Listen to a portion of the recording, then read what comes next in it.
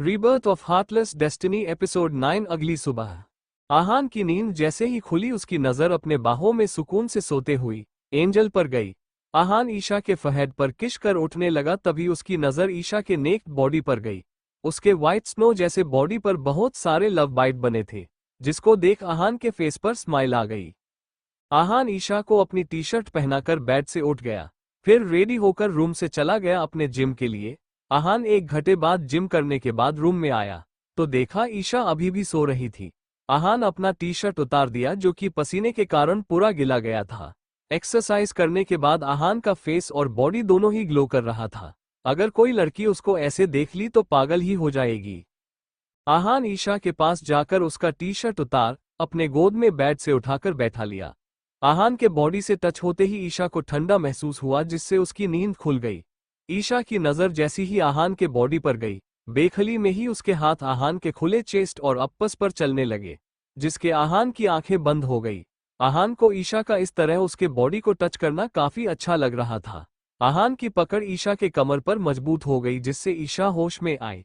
ईशा खुद के की गई इस हरकत से हैरान थी। ईशा होश में आते ही अपनी और आहान की हालत देख शर्म से पानी पानी हो गई। ईशा को शर्माता देख आहान अपने सडक्टिव वॉइस में ईशा के कान के पास जाकर बोला, वीफी रात को मैंने तुम्हें सेटिस्फिएट किया था, अब बारी तुम्हारी है। जो मैंने तुम्हें रात को बोला था वह याद है ना? रात की बात याद कर ईशा आहान की गोद से उतरने लगी। वही आहान ईशा को अपने गोद में उठाकर बाथरूम में ले जाते हुए बोला, वीफी अभी मैं ज्यादा कुछ नहीं कर सकता हूँ, लेकिन तुम्हें मेरी बात माननी होगी। आहान ईशा को बाथरूम में लेकर बाथटब में बिठा दिया, फिर खुद भी अपने सारे कपड़े निकालकर बाथटब में आ गया। थोड़ी देर बाद बाथरूम से दोनों की तेज सांसें और मौन करने की आवाजें आने लगी। 1 घंटे बाद आहान ईशा को अपने गोद में लेकर बाहर आया। आहान के फेस पर एक सेटिस्फैक्शन भरी मुस्कान थी, वही ईशा के फेस पर शर्म और गुस्सा के कारण लाल हो गया था। वह अपने हाथों को सहला रही थी क्योंकि उसके हाथों में दर्द हो रहा था। वो घूर कर आहान को देख रही थी। थोड़ी देर बाद दोनों रेडी होकर रूम से निकल गए। कॉलेज आज आहान ईशा को कॉलेज छोड़ने आया था। वो कार में भी ईशा को बहुत परेशान किया था। ईशा अवी और सनाया के साथ कॉलेज के अंदर जा रही थी, तभी उसका पैर एक पत्थर पर लगा। वो गिरने लगी। सनाया उसको पकड़ती उससे पहले किसी ने ईशा को कमर से पकड़ लिया। डर से ईशा की आंखें बंद हो गई। जिसने ईशा को पकड़ा था वो तो बस ईशा के खूबसूरती में ही खो गया। उसने आज से पहले इतनी प्यारी लड़की नहीं देखी थी। ईशा को जब कोई दर्द फील नहीं हुआ तब वह अपनी आंखें खोली। आंखें खोलने पर उसकी आंखें किसी की काली आंखों से जा मिली जो उसे ही देख रहा था। सनाया ईशा को उस लड़के से अलग कर उससे पूछी, आप ठीक हो ना? तो ईशा हाँ बोली। फिर ईशा उस लड़के को थैंक्स बोलकर अंदर चली गई। वही वो लड़का तो बस उसी डायरेक्शन में देखता रहा जिसमें ईशा गई थी। वो लड़का देख ही रहा था, तभी वहां पर एक और लड़का आकर उस लड़के से बोला, यश क्या हुआ, तू उधर क्यों देख रहा है? उस लड़के की आवाज सुन यश बोला, कुछ नहीं वीर। फिर दोनों कॉलेज के अंदर चले गए। आज से ही कॉलेज में फ्रेशर पार्टी की तैयारी शुरू हो गई थी। अभी ईशा और सनाया क्लास में आए तो वहां पहले से ही अभय और आरोही बैठे थे। वो तीनों भी आकर बैठ गए। अभी सनाया से उन दोनों को मिलवाए। थोड़ी देर बाद क्लास में टीचर आ गई और क्लास स्टार्ट हो गया। क्लास खत्म होने के बाद आरोही बोली, क्या तुम लोग मिस्टर एंड मिस फ्रेशर के कंपटीशन में पार्ट लोगी? तो अभी बोली, मैं तो नहीं लूंगी क्योंकि उसमें डांस और सिंगिंग के साथ प्रेजेंस ऑफ माइंड का भी गेम होगा, जिसमें मैं तो जीत नहीं जाऊंगी। आरोही, मुझसे भी नहीं होगा। तभी उनकी बात सुन मलीशा और उसकी दोनों दोस्त हंसते हुए बोली, अच्छा हुआ तुम लोग को अपनी औकात पहले ही पता चल गया, नहीं तो बाद में सबके सामने इंसल्ट होने पर अपना मुंह छुपाती फिरती। मलीशा की बात सुन अवी गुस्से में बोली, तुम बोलना क्या चाहती हो? मेलिशा अवी के पास आकर बोली, यही कि तुम जैसी मिडिल क्लास लड़कियां इतने बड़े कॉलेज में पढ़ना डिजर्व ही नहीं करती है। बोल हंसने लगी। आरोही गुस्से में बोली, तुम कौन सा यहाँ रहना डिजर्व करती हो? हम यहाँ अपने मेहनत के दम पर आए हैं, एल तुम्हारे जैसे अपने बाप के पैसों पर नहीं। तुम जैसी लड़कियां खुद कुछ नहीं कर सकती हो, बस अपने बाप के पैसों पर उछल सकती हो। मलीशा आरोही की बात सुन जैसे ही उसको मारने को आगे बढ़ी, ईशा उसके पैर में अपना पैर लगा दी, जिसके कारण मलीशा मुंह के बल गिर गई। अभय जो ईशा के पास बैठा था वो उसको हाई फाई दिया। मलीशा की हालत देख पूरा क्लास हंसने लगा। मलीशा उठकर गुस्से में उन लोग को उंगली दिखाते हुए बोली, मैं तुम लोग को छोड़ूंगी नहीं। तुम लोग को तुम्हारी औकात दिखाकर रहूंगी बोल वहां से चली गई। वही उसके जाने के बाद सब जोर जोर से हंसने लगे। फिर अभय ईशा से बोला, तुम क्यों नहीं पार्ट लेती हो? मैं पक्का यकीन के साथ बोल सकता हूँ तुम ही जीतोगी। अभी और आरोही भी ईशा को पार्ट लेने को बोलती है तो वह मान जाती है। इस बीच सनाया चुप बैठी थी। उसे भी सबके साथ अच्छा लग रहा था। आज ना जाने कितने सालों के बाद उसको लड़की जैसा फील हो रहा था। अग्निवंशी इंडस्ट्री, आहान का कैबिन। आहान अपने कैबिन में बैठा काम कर रहा था, तभी वहां पर देवांश आया। उसके साथ अंश भी था। देवांश अंश को जबरदस्ती अपने साथ लाया था। अंश जाकर सोफे पर लेट गया, क्योंकि नाइट से लगातार काम करने के कारण वो काफी थक गया था। देवांश आहान के पास जाकर उससे बोला, आहान तुम्हें पता है तुम वर्ल्ड का बेस्ट दोस्त है, इसलिए तू मेरा बेस्ट फ्रेंड है। तुम हमेशा अपने दोस्तों का साथ देते हो। आहान देवांश की बात सुन बोला, मक्खन लगा बंद करो और डायरेक्ट काम की बात करो। क्या चाहिए तुम्हें? देवांश का मुंह बन गया। वही अंश हंसने लगा। देवांश, तुम जानते हो ना मैं सनाया को कितना लाइक करता हूं, फिर भी वो मुझे देखती तक नहीं है। आहान, तो इसमें मैं क्या करूं? देवांश, तुम तो सब कुछ जानते हो ना सनाया के लाइफ के बारे में, प्लीज मुझे बताओ ना। मैं शिविन से भी पूछा लेकिन उसने मुझे कुछ नहीं बताया। प्लीज अपने इस भाई का भी घर वसा दो, मदद करो मेरे प्यारे भाई। आहान घूरकर देवांश को देखने लगा, फिर बोला, मुझे लगता है तुम्हें सनाया से ही उसके बारे में जानना चाहिए। देवांश मुंह बनाकर बोला, उसके लिए तो मुझे उसके साथ टाइम स्पेंड करना होगा। प्लीज कुछ हेल्प करना मेरी। अंश आलास के साथ बोला, एक काम, तू सनाया को अपना असिस्टेंट बना ले। ऐसे भी तेरा असिस्टेंट प्रोजेक्ट के लिए राजस्थान जाने वाला है 2 महीने के लिए। अंश की बात सुन देवांश के आंखों में चमक आ गई। वो आहान से रिक्वेस्ट करने लगा। आहान पहले तो नहीं माना, लेकिन देवांश के बार बार बोलने पर आहान भी मान गया। आहान को शिविन कल के फाइट और रिजल्ट के बारे में बता दिया था। साथ में सनाया भी बताई थी ईशा के कुफो और मार्शलत के स्किल के बारे में। इसलिए आहान इतना तो जान गया था, ईशा खुद को प्रोटेक्ट कर सकती है और उसके साथ हमेशा आहान के गार्ड्स भी रहते हैं, तो कोई प्रॉब्लम नहीं होगी। आहान की हाँ सुन देवांश के खुशी का ठिकाना ही नहीं रहा। वो आहान को हक कर उसके गालों पर किस करने लगा, लेकिन आहान उसको खुद से अलग कर उसको घूरने लगा तो देवांश अपना दांत दिखा दिया। देवांश खुद से बोला, मिस सनाया अब आप रेडी हो जाओ, क्योंकि मैं तुम्हें मिसेस सनाया देवांश मेहरा बनाकर ही रहूंगा। देवांश की बात सुन अंश बोला, best of luck for your mission भाई। फिर देवांश अंश को अपने साथ लेकर चला गया। आहान अपने काम में लग गया।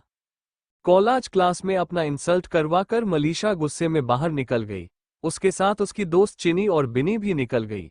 मेघा अपनी दोस्तों के साथ कैंटीन में बैठी। मलीशा उसके पास जाकर बैठ गई। मलीशा को गुस्से में देख मेघा बोली, क्या हुआ तुम्हें? मेघा के पूछने के बाद मलीशा क्लास में जो हुआ उसमें और कुछ जोड़कर बता दी। मेघा बोली, तुम टेंशन मत लो, उनको उनकी औकात बहुत जल्दी पता चल जाएगा। इस बार मिस फ्रेशर तुम ही बनोगी।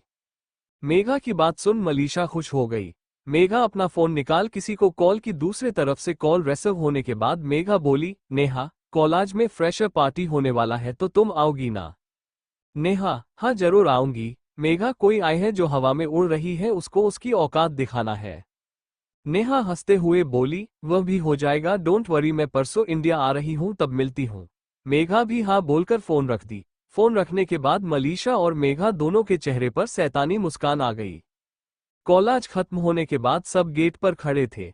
कियान की गाड़ी गेट के पास रुकी, तभी उसकी नजर कैंपस के गेट पर पड़ी, जहां अभय और अवी एक दूसरे से हंसकर बातें कर रहे थे। अवी का हाथ अभय के कंधे पर था, वो दोनों काफी नजदीक थे। ये देख कियान की आंखों गुस्से में लाल हो गया। कियान की मुठिया कस गई थी। कियान गुस्से में बोला, लिटिल रैबिट, ये तुमने अच्छा नहीं किया। मैंने तुम्हें पहले ही कहा था किसी भी लड़के के करीब ना खुद जाना, ना ही अपने करीब आने देना, लेकिन तुमने दोनों ही गलती कर दी। अब तुम रियल वैम्पायर से मिलोगी। Ready for your punishment little rabbit. Kiyan ये सब बोलते वक्त किसी सनकी की तरह लग रहा है। थोड़ी देर बाद कियारा सबको बाय बोल कार में बैठ गई। अवी को ऐसा फील हुआ कि कोई उसे अपनी जलती नजरों से देख रहा है, तब उसकी नजर कियान की कार पर गई। शीशा ब्लैक होने के कारण अवी अंदर नहीं देख पाए। उसे लगा कि वो कुछ ज्यादा ही कियान के बारे में सोच रही है। अपने ख्यालों को झटका कर वो फिर से अभय से बातें करने लगी। कियारा के बैठे ही कार वहां से निकल गई। थोड़ी देर बाद आयु और विक्की के साथ ईशा और अवी भी निकल गई। काव्या का घर। आरोही अपने घर में आए तभी उसकी नजर उसके दादी पर गई जो परेशान हॉल में बैठी कुछ सोच रही थी। आरोही उनको पीछे से हग कर बोली, कैसी है मेरी मिस ब्यूटीफुल। आरोही को देख उसके दादी के फेस पर भी स्माइल आ गई। दादी बोली, मैं बिल्कुल ठीक हूँ मेरी लाडो। आरोही अपनी आंखें छोटो कर बोली, दादी आपको पता है ना दी, और आप मुझसे कुछ नहीं छुपा सकते हो। दादी गहरी सांस लेकर बोली, कुछ दिनों से तुम्हारी दी परेशान है, कुछ तो बात है जो उसको अंदर से परेशान कर रही है। एक बार हो सके तो तुम उससे बात करके देखो। दादी की बात सुन आरोही काव्या के रूम में गई तो देखी काव्या बेड पर बैठी थी। उसकी आंखें लाल थी जैसे वह रोई हो। आरोही जाकर बेड पर बैठकर काव्या के सिर को अपने गोद में रख ली। फिर सिर पर हाथ फेरते हुए बोली, दी आपको याद है जब हम छोटी थे तो मैं बाहर लड़कर आती थी और मम्मा से डांट पड़ने से मुझे हमेशा बचा लेती थी। आरोही की बात सुन काव्या के फेस पर स्माइल आ गया। वो बोली, कैसे भूल सकती हूँ, तुम हमेशा मेरे लिए ही तो लड़ती थी, तो मैं तुम्हें कैसे हट होने देती। आरोही नम आंखों बोली, दी आपने अपनी आरू को हमेशा प्रोटेक्ट किया है माँ। पापा के जाने के बाद भी अपने मुझे कभी उनकी कमी महसूस नहीं होने दी है, लेकिन मैं आपको प्रोटेक्ट नहीं कर पाए। काव्या उठकर आरोही के फेस पर अपना हाथ रख बोली, नहीं बच्चा, आपने तो मुझे हमेशा प्रोटेक्ट किया है। आरोही काव्या का हाथ पकड़ बोली, नहीं दी, मैं आपको उस कमीने से नहीं बचा पाए। आप आज तक उसको नहीं भूल पाई हो। काव्या बोली, ऐसा कुछ नहीं है आरू, मैं उसको कब का भूल गई हूँ। आरोही, अगर आप भूल गई हो उस हादसे को तो क्यों नहीं अपनी लाइफ में आगे बढ़ जाती हो, क्यों अपने फीलिंग से भाग रही हो।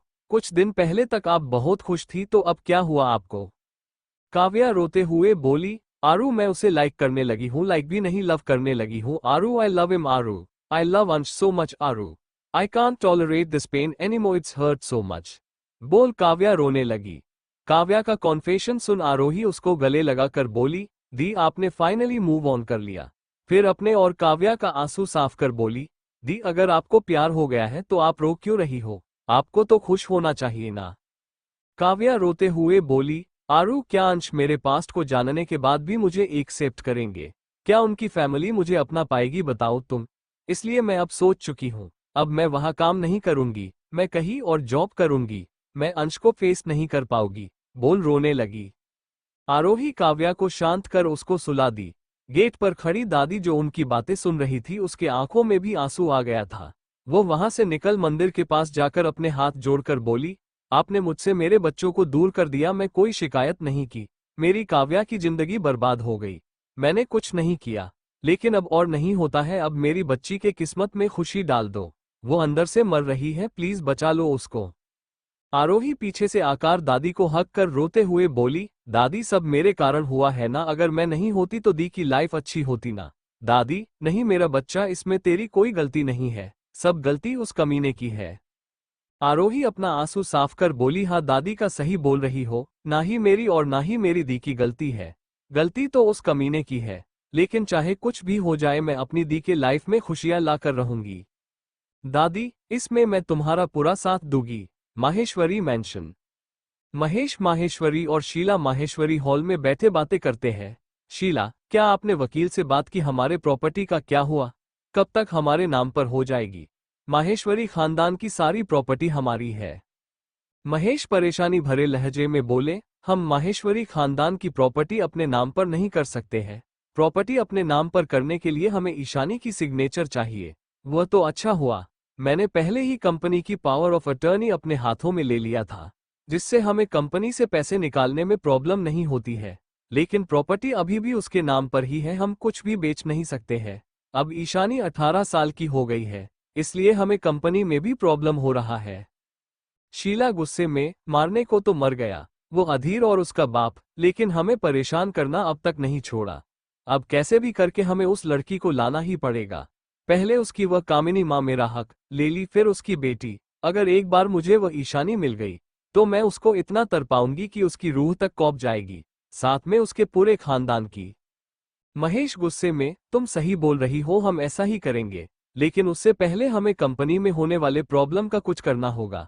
हमारे प्रोजेक्ट बंद होने लगे हैं, इन्वेस्टर अपना पैसा मांग रहे हैं, शेयर होल्डर हमसे हमारे शेयर बेचने को बोल रहे हैं। मुझे तो समझ नहीं आ रहा है मैं क्या करूं। शीला, आप माधव भाई से मदद क्यों नहीं मांगते हैं, मुझे लगता है वो हमारी मदद कर सकते हैं। महेश, वो हमारी कोई मदद नहीं कर सकता है। माधव खुद कल तक दिवालिया हो जाएगा, उसने तो अपने सारे शेयर भी बेच दिया है। वो खुद कल तक रोड पर आ जाएगा। महेश की बात सुन शीला हैरानी से बोली, लेकिन ऐसा हुआ कैसे? महेश, कोई तो है जो हमारे पीछे पड़ा है, जो हमें बर्बाद करना चाहता है। जब तक माइकल इंडिया नहीं आ जाता है तब तक मुझे उन दोनों से मदद लेनी होगी। शीला बोली, हाँ, लेकिन आपके दोनों साथी हमारी हेल्प क्यों करेंगे? उनको भी तो डर होगा अपनी पहचान सामने आने का। महेश कुछ बोलता उससे पहले उन्हें किसी लड़की की आवाज आई। मॉम डैड, मैं घर आ गई, बोल एक लड़की दौड़कर शीला से गले लग गई। वो लड़की एक रेड शॉर्ट ड्रेस पहनी थी, साथ में फेस पर डार्क मेकअप की थी। उसके साथ एक लड़का आया था। उस लड़के को देख महेश की आंखों में चमक आ गया। महेश, नेहा, बेटा आप इनसे हमें नहीं मिलवाओगी। नेहा अपने सिर पर हाथ मारकर बोली, मैं तो भूल ही गई। फिर बोली, मॉम डैड, ये है रमन सिंघानिया, मेरा बॉयफ्रेंड, हम ट्रिप पर ही मिले थे। वो लड़का दिखने में ठीक ठाक ही था। रमन एक स्माइल के साथ बोला, हेलो अंकल, हेलो आंटी, कैसे हैं आप दोनों? महेश, हम ठीक है बेटा, आप बताओ आपके पापा कैसे हैं? रमन, वो ठीक है अंकल। शीला झूठा गुस्सा कर महेश से बोली, आप बातों में लग गए। ट्रैवल करने के कारण रमन बेटा थक गए होंगे। फिर अपनी बेटी से बोली, नेहा बेटा, रमन थक गया होगा, उसको तुम अपने रूम में ले जाओ, मैं तुम लोग का लंच रूम में भेजती हूँ। नेहा यस मॉम बोल रमन को अपने रूम में ले जाने लगी। महेश चालाकी से मुस्कुराते हुए शीला से बोला, अब मुझे पता है मेरी कौन मदद कर सकता है। महेश की बात सुन शीला के चेहरे पर एक शातिर मुस्कुराहट आ गई। वही पिलर के पीछे छुपा सर्वेंट जो कि आहान का आदमी था, वो सारी बात सुनकर रॉकी को कॉल कर सब कुछ बता दिया, फिर अपने काम में लग गया। आहान अपने कैबिन में बैठा काम कर रहा था। वही अंश और देवांश सोफे पर बैठा किसी का इंतजार कर रहे थे। अंश देवांश से, और कितना वक्त लगेगा, अब तक तो उसे आ जाना चाहिए था। देवांश, रिलैक्स हो जा भाई, आता ही होगा। उन दोनों की बरबर सुन आहान गुस्से में बोला, अगर तुम दोनों ने मुझे एक और बार डिस्टर्ब किया तो मैं तुम दोनों को अपने ऑफिस के साथ कंपनी से भी बाहर फेंकवा दूंगा। आहान की वार्निंग सुन दोनों चुप हो गए। तभी गेट पर नॉक कर रॉकी अंदर आया। रॉकी आहान को वो सब बता दिया जो उसके आदमी महेश माहेश्वरी के बारे में बताया था। आहान सीरियस फेस के साथ बोला, सिंघानिया की सारी इंफॉर्मेशन निकलो, साथ के ये भी पता करो उसका माहेश्वरी और रावत फैमिली से रिलेशन कैसे है। रॉकी यस बॉस बोल कैबिन से चला गया। तभी डोर पर फिर से नॉक हुआ। इस बार अंदर लकी आया, उसके हाथ में एक फाइल था। उस दिन अंश लकी को कॉल कर काव्या की सारी इंफॉर्मेशन निकालने को बोला था। लकी को देख अंश एक्साइटेड होकर सोफे से खड़ा हो गया। आहान के पास वाले चेयर पर बैठकर बोला, सारी इंफॉर्मेशन मिल गई, अब बताओ जल्दी से। लकी बोलना स्टार्ट किया, काव्य शर्मा आनंद शर्मा और शिवी शर्मा की बेटी है। ये दोनों फेमस डॉक्टर थे जिनकी मौत आज से 11 साल पहले एक कार एक्सीडेंट में हो गई थी। लकी की बात सुन अंश हैरानी से बोला, क्या ये वही Anand Sharma the famous neurologist and cardiologist है जिन्होंने सबके उम्र में ब्रेन के नर्वस सिस्टम पर बुक लिखा है? उन्होंने रिसर्च के साथ अपने पॉइंट को प्रूव किया था। लकी, हाँ, यह वही आनंद शर्मा कर, लेकिन इनकी और इनकी वाइफ की मौत बिल्कुल वैसी ही हुई है जैसे कि अधीर माहेश्वरी और अंतरा माहेश्वरी की हुई थी। फर्क सिर्फ इतना था कि इनकी बॉडी का कंडीशन ठीक था। इनकी दो बेटियां हैं, काव्य शर्मा और आरोही शर्मा। आज शर्मा ने अपने मौत से कुछ घंटे पहले अपनी बेटी काव्य और आरोही को अपनी मां के साथ कहीं और भेज दिए थे। वहीं पर भी इनका स्कूल हुआ है। शर्मा फैमिली को 6 साल पहले दिल्ली देखा गया था। काव्या शर्मा ने दिल्ली मेडिकल कॉलेज में अपनी मेडिकल की पढ़ाई स्टार्ट की, लेकिन उन्होंने कॉलेज के बीच में ही मुंबई कॉलेज में अपना ट्रांसफर करवा लिया। काव्या शर्मा बहुत ही ज्यादा ब्राइट स्टूडेंट थी, इसलिए मुंबई मेडिकल कॉलेज में इन्हें आसानी से एडमिशन मिल गया। हमें ये बात पता नहीं चली कि आनंद शर्मा ने अपनी फैमिली को कहाँ भेजा था। देवांश, काव्या ने दिल्ली मेडिकल कॉलेज क्यों छोड़ा, इसका कुछ पता चला? लकी, नहीं बॉस, उसका कुछ पता नहीं चला है। उसके सारे रिकॉर्ड मिटा दिया गया है। लेकिन सर, मुंबई आने के कुछ मंथ तक उनको पैनिक अटैक आता था जिसका इलाज भी चला था और 2 महीने बाद वो ठीक भी हो गई थी। अंश, अब पता कैसे चलेगा कि प्रॉब्लम क्या है? उस डॉक्टर के बारे में पता चला जिससे काव्या का इलाज चला था। लकी नामे सिर हिला दिया। अंश परेशान होकर अपने सिर पर हाथ रख लिया। आहान अंश से बोला, तुम्हें काव्या को खुद पर यकीन दिलाना होगा। जिससे वो अपनी प्रॉब्लम तुमसे शेयर कर सके। अंश भी आहान की बातों को समझ हाँ में सिर हिला दिया। आहान लकी से, तुम मिस्टर शर्मा के केस को अच्छे से इन्वेस्टिगेट करो, जरूर इसका कुछ कनेक्शन अधीर माहेश्वरी से है। लकी हाँ बोलकर चला गया। अंश और देवांश भी वहां से चले गए। कॉलेज अवी और आरोही ईशा का नाम मिस फ्रेशर के कंपटीशन के लिए डाल दी, लेकिन कंपटीशन के कंडीशन को जानने के बाद ईशा अपने सिर पर हाथ रखे बैठी थी। वही हाल आरोही और अवी का भी था। तभी वहां अभय आया। तीनों को देख हंसते हुए बोला, तुम त्रिमूर्ति को क्या हुआ? त्रिमूर्ति बोलने पर तीनों अभय को घूरने लगी, तो अभय उन्हें अपने दांत दिखा दिया। अभय के दोबारा पूछने पर अवी उसको सब कुछ बता दिया। अभय सारी बात जानने के बाद बेफिक्र होकर बोला, इसमें कौन सी बड़ी बात है, डांस, सिंगिंग और डिफरेंट टाइप का इंस्ट्रूमेंट बजाना तो ईशा को पहले से आता है। अभय ये सब फ्लो में बोल दिया, तब जाकर उसको एहसास हुआ उससे गलती हो गई। अभय की बात सुन जहां अवी और आरोही कंफ्यूजन से उसे देखने लगी, वही ईशा के आंखों में कुछ अलग इमोशन था। अभय खुद को संभाल कर बोला, मेरे बोलने का मतलब है हमारी ईशा तो कितनी टैलेंटेड है, वो तुरंत सब सीख जाएगी, देखना जीत तो हमारी ईशा की ही होंगी। अभय की बात और अवी और आरोही कन्विंस हो गए। वही ईशा ध्यान से अभय को देखने लगी। ईशा की नजर खुद पर महसूस कर अभय हड़बड़ा कर बोला, तुम लोग सॉन्ग चॉइस करो, मैं अभी आता हूँ, बोल वहां से चला गया। ईशा भी अवी को थोड़ी देर में आने का बोल अभय के पीछे जाने लगी। अभय जाकर गार्डन में रुक गया, वहां कोई नहीं था। ईशा, आप मुझे जानते हो? फिर थोड़ी देर रुककर रुआसी आवाज में बोली, आप मेरे अबू भाई हो ना? ईशा के मुंह से सालों का अबू भाई सुन अभय खुद को कंट्रोल नहीं कर पाया और ईशा के गले लग रोने लगा। ईशा भी अभय के गले लग रोने लगी। दोनों के आंखों में आंसू और ओठों पर मुस्कान थी। थोड़ी देर बाद दोनों वही घास पर बैठ गए। अभय उदास होकर बोला, सॉरी छोटी, मैं तुम्हें प्रोटेक्ट नहीं कर पाया, काश उस दिन मैं तुम्हारे साथ होता। आई एम रियली सॉरी बच्चा। ईशा अभय के आंखों से आंसू साफ कर बोली, नहीं अबू भाई, गलती आपकी नहीं है, और जिसकी गलती है उसको उसकी सजा मिलकर रहेगी। जिसने भी हमसे हमारी खुशियां छीनी है उसको ईशानी माहेश्वरी जिंदगी के साथ आत्मा भी छीन लेगी। ये सब बोलते वक्त ईशा के आंखों में नफरत, दर्द, धोखा और ना जाने कितने ही इमोशनल थे। ईशा के इस रूप को देख अभय हैरान रह गया। उसको इस समय अपनी लिटिल एंजल नहीं बल्कि लिटिल डेविल दिख रही थी, बिल्कुल अधीर माहेश्वरी की लिटिल वर्जन। अभय हैरानी से बोला, क्या आपको सब कुछ याद आ गया है? ईशा बोली, कुछ बातें याद आ गई है और लेकिन कुछ यादें अभी भी धुंधली है। अभय ईशा को हक कर उसके सिर को प्यार से सहलाते हुए बोला, लिटिल एंजल सब ठीक हो जाएगा, आप खुद को रिलैक्स करो। फिर अभय खुद से बोला, मैं अपनी एक बहन को खो चुका हूं, दूसरी को नहीं खो सकता हूं। आई प्रॉमिस लिटिल सिस, मैं तुम्हें और तुम्हारी मासूमियत को कुछ नहीं होने दूंगा इस बार। अभय ईशा से अलग होकर उसका ध्यान भटकाने के लिए बोला, तुम तो डांस म्यूजिक में प्रो हो, तो फिर सोच क्या रही थी इतनी देर से? ईशा मासूमियत के साथ बोली, भाई मैं तो ये सोच रही थी, ऐसा क्या करूं जिससे मलीशा को हारने पर कम बुरा लगे। ईशा के एक्सप्रेशन देख अभय हंसने लगा। अभय ईशा को हाय फाय देते हुए, दैट्स माय सिस्टर, अब हम दोनों मिलकर उसका बैंड बजाएंगे जैसे पहले बजाते थे, बहुत मजा आएगा। ईशा हंसते हुए, यस ब्रो, अब सबको पता ही चलना चाहिए कि ईशानी और उसके अबू भाई क्या चीज है। ईशा की बात पर अभय हंसने लगा, फिर बोल दोनों गार्डन से उठ कॉलेज के अंदर जाने लगा। आज सालों बाद अभय दिल से खुश था। उसकी बहन जो उसे मिल गई थी, वह भी अपने पुराने अंदाज में। अभय खुद से बोला, छोटी मुझे ऐसा क्यों लग रहा है जैसे कुछ तो ऐसा है जो तुम मुझसे छिपा रही हो, हमारी नजरों में अब तक नहीं आया है, लेकिन बात जो भी, मैं हमेशा तुम्हारे साथ हूं। अभय और ईशा वापस क्लास में आ गए। सबने मिलकर सॉन्ग और ड्रेस को सिलेक्ट किया। ऐसे ही आज का दिन निकल गया। अग्निवंशी मैंशन, रात में 11 बज गए थे। आहान की कार मैंशन के बाहर आकर रुकी। आहान की आज एक जरूरी मीटिंग थी, इसलिए वो लेट आने वाला था। घर में वो पहले ही बता दिया था, जिसको जानकर सब डिनर कर अपने रूम में जा चुके थे। आहान का रूम, आहान जैसे ही रूम में एंटर किया, उसकी नजर ईशा पर गई जो बेड पर बैठी बुक पढ़ रही थी।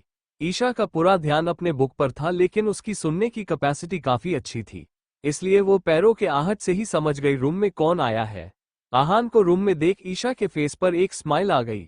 आहान रूम में आकर पहले अपना कोट निकालकर सोफे पर रख दिया, फिर ईशा के पास जाकर उसके फहेड पर किश कर बोला, वीफी आप अब तक सोई क्यों नहीं? मैंने आपको पहले ही सोने को बोला था ना। आहान की बात सुन ईशा मासूमियत से क्यूट सा फेस बनाकर बोली, आंसू मुझे आपके बिना नींद नहीं आती है, इसलिए मैं आपका वेट कर रही थी। ईशा का जवाब सुन आहान के फेस पर भी एक छोटी सी स्माइल आ गई। आहान प्यार से बोला, वीफी मैं अपने कपड़े चेंज करके आता हूँ, बोल वहां से चला गया। 15 मिनट बाद आहान ईशा को हग कर बेड पर लेटा था। ईशा का सिर आहान के सीने पर था। वही आहान का एक हाथ ईशा के कमर पर था। वही दूसरे हाथ से आहान ईशा के बालों में अपनी उंगलियां फेर रहा था। ईशा आहान से कुछ बोलना चाहती थी, लेकिन उसे समझ नहीं आ रहा था कि वह कैसे आहान से अपनी बात बोले। इस बात को आहान भी महसूस कर सकता था। आहान ईशा के फेस को देखते हुए बोला, एंजल क्या आप मुझसे कुछ बोलना चाहती हो? ईशा पहले तो आहान के अचानक बोलने से थोड़ा हैरान हुई, लेकिन फिर खुद को संभाल कर बोली, आंसू क्या मैं रंधावा फैमिली से मिल सकती हूँ? ईशा की बात सुन 1 मिनट के लिए आहान का हाथ रुक गया, लेकिन फिर आहान अपने हाथों से ईशा के बालों को सहलाते हुए बोला, मैं कल आपको वहां छोड़ दूंगा। आहान का जवाब सुन ईशा के फेस पर एक स्माइल आ गई। वह आहान को देखते हुए बोली, क्या आप यह नहीं पूछेंगे कि मैं क्यों उनसे मिलना चाहती हूँ? क्या रिश्ता है मेरा उनसे? आहान ईशा के हक कर बोला, एंजल आई ट्रस्ट यू। जब भी आपको ठीक लगे आप मुझसे अपनी बातें शेयर कर सकती हो। ईशा नम आंखों से बोली, आंसू मुझे अपनी कुछ पुरानी यादें वापस मिल गई। मैं उन्हें जानती हूँ, वो मेरी फैमिली है। आहान ईशा की बात सुन उसको देखने लगा, फिर ईशा को हक कर बोला, वीफी अब बाकी बातें हम कल करेंगे, अभी आप सो जाओ। आहान की बात सुन ईशा भी अपनी आंखें बंद कर ली। थोड़ी देर बाद ईशा सो गई। आहान अपना फोन उठाकर किसी को कुछ मैसेज किया, फिर वह भी ईशा की हक कर सो गया। अगले दिन रंधावा मैंशन। आज रंधावा मैंशन को फूलों से सजाया गया था। गुलाब की पंखुड़ियां मैंशन के रास्ते में बिछी थी। वही मैंशन के अंदर सर्वेंट कल रात से भाग रहे थे। मिशा जी सर्वेंट को कुछ इंस्ट्रक्शन दे रही थी। थोड़ी देर बाद सीता जी मंदिर से बाहर हॉल के आकर बैठी, जहां हर्षवर्धन जी और हर्षित जी पहले से बैठे थे। सीता जी पूरे मैंशन में देखने लगी, जिसको काफी अच्छे से सजाया गया था। सीता जी, आज घर में इतनी तैयारी क्यों हो रही है? कौन आने वाला है? सीता जी की बात सुन मिशा जी गहरी सांस लेकर सोफे पर बैठे हुए बोली, माँ पता तो मुझे भी नहीं है। मैं जब सुबह नीचे आई तभी मेरी नजर घर की तैयारियों पर गई। मुझे सर्वेंट से पता चला कियान कल रात से ही सारी तैयारी करवा रहा है। जब मैंने पूछा तो उसने मुझसे यही बोला कि हमारे लिए कोई सरप्राइज है। तभी वहां कियारा आए। मैंशन को सजा देख कियारा स्माइल करते हुए बोली, माँ आज कोई फंक्शन है क्या? मैंशन कितना सुंदर लग रहा है। फिर उछलते हुए बोली, वाह मैं इंडिया में अपना फर्स्ट फेस्टिवल मनाऊंगी। कियारा की बात सुन मिशा जी बोली, आज कोई फंक्शन नहीं है, यह मैंशन क्यों सजा है ये सवाल तुम अपने भाई से जाकर पूछो। मिशा जी की बात सुन कियान वहां आते हुए बोला, माँ आज हमारे लिए कोई फंक्शन से कम भी नहीं है। फिर बोला, क्या मैंने आपको जो रेडी करने को बोला था वह हो गया? मिशा जी, हाँ हो गया। तभी कियान के फोन पर मैसेज आया, जिसको देख उसके फेस की स्माइल दुगनी हो गई। कियान बोला, चलिए सब आपका सरप्राइज आ गया है। कियान सबको लेकर मैंशन के मेन गेट पर खड़ा हो गया। मिशा जी अपनी हाथों में पूजा की थाली ली थी। थोड़ी देर बाद वहां एक ब्लैक कार आकर रुकी। कार का डोर ओपन हुआ। आहान अपने कोट के बटन लगते हुए कार से बाहर निकला। आहान बाहर निकलकर अपने दूसरे तरफ का डोर ओपन कर अपना हाथ आगे बढ़ा दिया। ईशा आहान के हाथों में अपना हाथ रख कार से बाहर निकली। ईशा को अपनी आंखों के सामने देख पूरी रंधावा फैमिली हैरान हो गई। उन सब के आंखों में आंसू आ गया। ईशा की आंखें भी रंधावा मैंशन को देख नम हो गई। उसे अपनी कुछ पुरानी यादें याद आने लगी, जिसमें ईशा गार्डन में भाग रही थी, वही हर्षवर्धन जी उनके पीछे भाग रहे थे। ईशा जैसे ही अपना कदम अंदर की ओर बढ़ाने लगी, ईशा पर फूलों की वर्षा होने लगी। ईशा के फेस पर फूलों को देख स्माइल आ गई। ईशा आहान के साथ धीरे धीरे आकर सीता जी के सामने खड़ी हो गई। मिशा जी अपने हाथ में पकड़ी थाली सीता जी को दी। सीता जी अपने नम आंखों से ईशा और आहान की आरती करने लगी। सबके आंखों में नमी और चेहरे पर मुस्कुराहट थी। सीता जी के साथ पूरा परिवार ईशा को देख रहे थे। ईशा धीरे से अपनी प्यारी सी आवाज में बोली, नानी आपके बाल सफेद हो गए, अब तो आप बूढ़ी हो गई। ये सुन सीता जी के फेस पर स्माइल आ गई। वो ईशा को अपने गले लगाकर रोने लगी। ईशा भी सीता जी को हक कर रोने लगी। थोड़ी देर बाद ईशा सीता जी से अलग होकर हर्षवर्धन जी के पास जाकर उनके भी गले लग गई। ऐसे ही वो हर्षित और मिशा जी के गले भी लगी। सबको इस तरह रोता देख कियान मुंह बनाकर बोला, मैं यहाँ अपनी लिटिल प्रिंसेस को खुश करने के लिए लाया हूँ। लेकिन आप लोग उसको रुला रहे हो। मैं आप लोग को अपनी प्रिंसेस के पास नहीं रहने दूंगा, बोल वो ईशा को अपनी तरफ कर उसको मैंशन के अंदर ले गया। कियान के साथ बाकी सब लोग भी अंदर आ गए। सब सोफे पर आकर बैठ गए। हर्षित जी ईशा से, ईशा बेटा क्या आपको सब याद आ गया? तो ईशा बोल, मामा जी मुझे सब कुछ तो याद नहीं आया है, लेकिन मुझे मेरी कुछ यादें वापस मिल गई है। हर्षवर्धन जी ईशा को हक कर बोले, कोई बात नहीं, मेरी प्रिंसेस को बहुत जल्द सब याद आ जाएगा, फिर हम साथ मिलाकर पहले जैसे खूब सारी मस्ती करेंगे। तो ईशा मुस्कुराते हुए हाँ में सिर हिला दी। तभी कियारा आकर बोली, आप लोग मुझे तो भूल ही गए दादू। अपनी लिटिल प्रिंसेस के मिलने पर हर्षवर्धन जी कियारा को अपने दूसरी तरफ बैठाते हुए बोले, ऐसा हो सकता है हम आपको भूल जाए, हम अपनी प्रिंसेस और लिटिल प्रिंसेस के साथ मस्ती करेंगे। उनकी बात सुन तीनों हंसने लगे। ऐसे ही कुछ देर तक सबने ईशा से पुरानी याद शेयर की। आहान तो बस अपनी एंजल को देख रहा था। थोड़ी देर बात करने के बाद कियान बोला, क्या आप सब मेरी लिटिल सिस्टर का पेट बातों से ही भरने वाले हैं या फिर उसको कुछ खिलाएंगे भी? कियान के बोलने पर सबको ध्यान आया कि उन्होंने आहान और ईशा को कुछ खिलाया ही नहीं। हर्षवर्धन जी और कियान अपने साथ ईशा को डाइनिंग टेबल पर लेकर आए। वहीं आहान हर्षित जी से बात करते हुए टेबल पर गया। टेबल पर बहुत सारे डिश लगे थे, जिसमें सब ईशा के पसंद का था, जिसको देख ईशा के आंखों में चमक और ओठों पर एक बड़ी सी मुस्कान आ गई। कियान भी समझ गया कि उसकी बहन को उसकी तैयारी अच्छी लगी। थोड़ी देर बाद आहान अपने ऑफिस चला गया। कियान आज ऑफिस नहीं गया था क्योंकि उसको ईशा के साथ टाइम स्पेंड करना था।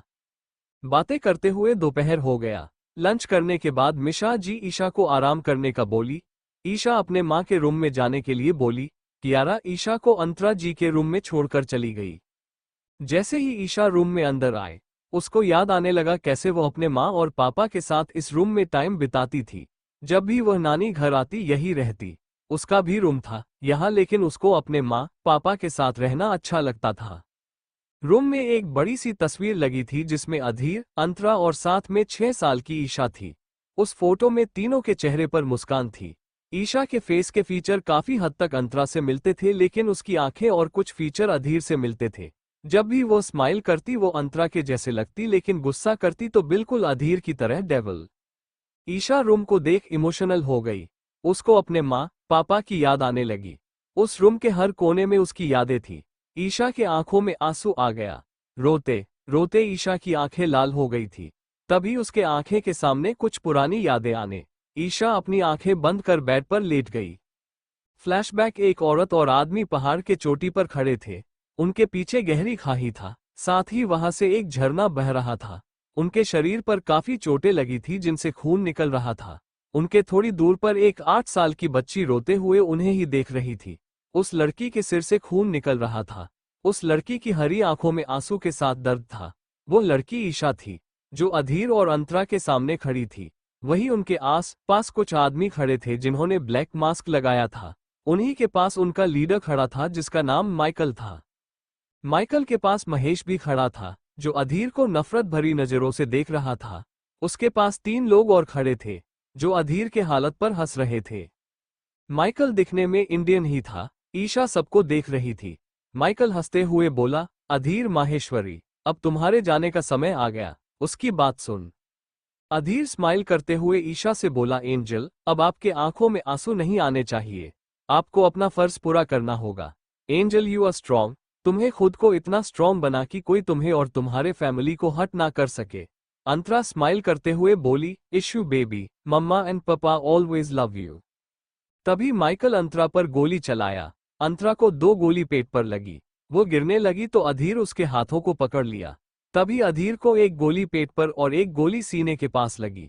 तब भी अधीर और अंतरा के फेस पर एक स्माइल थी। कोई कुछ समझता उससे पहले अंतरा और अधीर दोनों एक साथ खाई में गिर गए। उसी के साथ ईशा बेहोश होकर जमीन पर गिर गई। फ्लैशबैक एंड ईशा अचानक से अपनी आंखें खोल ली।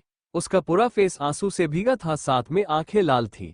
ईशा अधीर और अंतरा के तस्वीर पर हाथ फेरते हुए बोली, आई प्रॉमिस मम्मा एंड पापा, आपकी ईशा खुद को इतना स्ट्रॉन्ग बनाएंगी कि कोई मुझे हरा ना सके।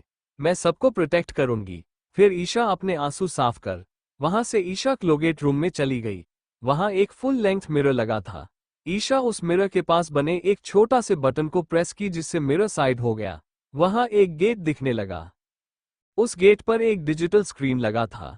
ईशा उसमें अपना फिंगरप्रिंट डाली, फिर उसके आंखों का स्कैन हुआ। उसके बाद लॉक का एक लेवल खुल गया। नेक्स्ट लेवल में ईशा अपने उंगली को कट कर अपना ब्लड डाली। ईशा के ब्लड डालने के थोड़ी देर बाद वो डोर पूरा ओपन हो गया। ईशा उस रूम के अंदर आ गई। ईशा के अंदर जाने के 30 सेकंड्स बाद गेट फिर से पहले जैसा हो गया। ईशा अंदर आते ही वहां का लाइट ऑन हो गया। अंदर वहां 2 ग्लास रूम बना था। उसके एक रूम में कुछ कंप्यूटर लगे थे, वहीं दूसरे रूम में लैब बना था जिसमें कई सारे केमिकल और मेडिसिन रखा था। ईशा जाकर वहां लगे सिस्टम को ऑन की, उसके साथ वहां के सारे कंप्यूटर ऑन हो गया। उस कंप्यूटर में एक वीडियो फाइल था। ईशा उस वीडियो को प्ले कर दी। वीडियो प्ले होते ही उससे अधीर की आवाज आने लगी। अधीर स्माइल करते हुए बोला, एंजल अगर आप ये वीडियो देख रही हो, इसका मतलब आप उन लोगों के कैद से आजाद हो गई हो। सॉरी एंजल, पापा आपको प्रोटेक्ट नहीं कर पाए, लेकिन एंजल आपको अपने पापा के जैसे नहीं बनना है, आपका मुझसे ज्यादा स्ट्रॉन्ग बनना होगा। एंजल आप जानना चाहती होंगी हमारा दुश्मन कौन है, क्यों वो लोग हमारे परिवार को मरना चाहते हैं। ये सब जानने के पहले आपको माहेश्वरी खानदान का इतिहास जानना होगा। आपके सारे सवालों का जवाब वक्त आने पर मिलेगा। एंजल अभी आपको खुद को प्रोटेक्ट करना होगा। एंजल मैंने आपके लिए कुछ छोड़ा है जो कि आपको आपके मंजिल तक पहुंचने हेल्प करेगा। साथ ही कुछ और भी है जो आपके लिए जरूरी है। वीडियो बंद होने के बाद ईशा वहां बने एक लॉकर को ओपन की। उसमें एक ब्रासलेट था। ईशा उसको अपने हाथों में जैसे ही पहनी, उसको अपने हाथों में दर्द हुआ। ईशा के हाथों सुई के जैसी चुभन हुई। थोड़ी देर बाद वो ब्रासलेट एक वॉच में बदल गया। ईशा के सिस्टम ऑन करते ही उसको एक आवाज आई, हेलो लिटिल बॉस, मैं हूं बोट। इस आवाज को सुन ईशा के फेस पर थोड़ी हैरानी आ गई, लेकिन वो जानती थी उसके पापा एक जीनियस थे। उन्होंने ऐसी कितने या फिर बोल सकते हैं इससे भी ज्यादा एडवांस लेवल के डिवाइस बनाए हैं। ईशा बचपन से ही उनके साथ लैब में रही है। ईशा के बारे में हम बाद में जानेंगे। ईशा बोली, बोट तुम्हारा यूज क्या है, तुम मेरी हेल्प कैसे करोगे। बोट, लिटिल बॉस मैं एक ऐसा गूगल हूं जिससे आपका हर तरह की जानकारी मिल सकती है। मेरे अंदर बिग बॉस ने कुछ ऐसी भी फाइल रखी है जो कि आपके लिए इंपॉर्टेंट है।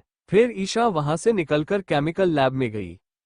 वहां पर कई तरह के केमिकल रखे थे, साथ ही कुछ ऐसी जड़ी बूटियां थी जो कि आज के समय तक लगभग खत्म हो चुकी है।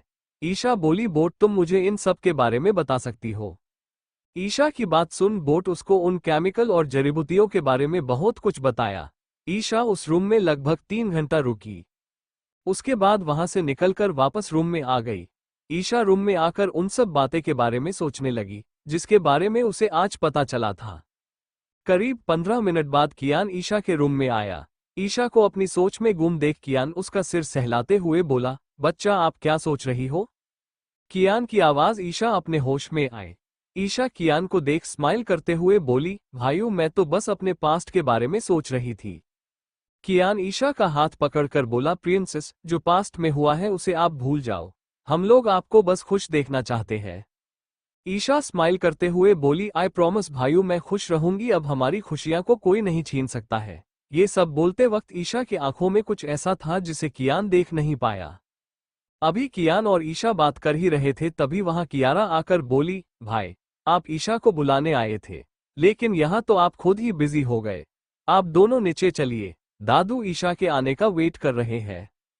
कियारा की बात सुन कियान ईशा को लेकर नीचे आ गया।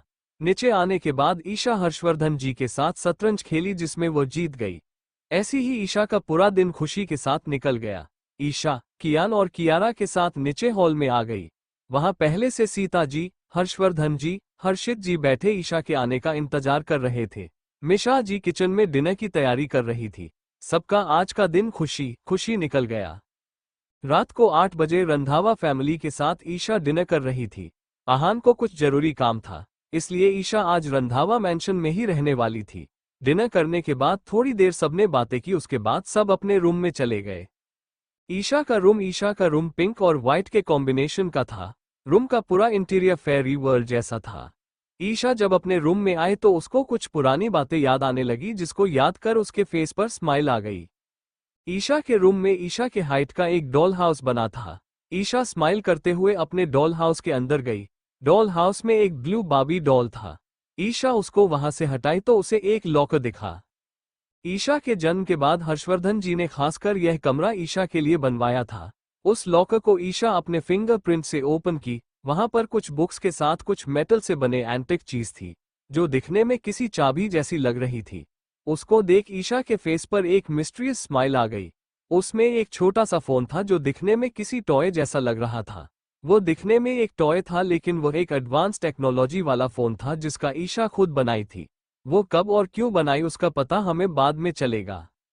ईशा वो सब निकलकर अपने बैग में रख ली, फिर वहां से निकलकर अपने रूम में वापस आए। ईशा बेड पर बैठकर अपने लैपटॉप में कुछ काम करने लगी। फिर थोड़ी देर बाद वही अपना टॉय वाला फोन ओपन कर किसी को कॉल की। कॉल रिसीव होने के बाद ईशा अपने एक्सप्रेशनलेस आवाज में बोली, मुझे कल तक सारी रिपोर्ट चाहिए।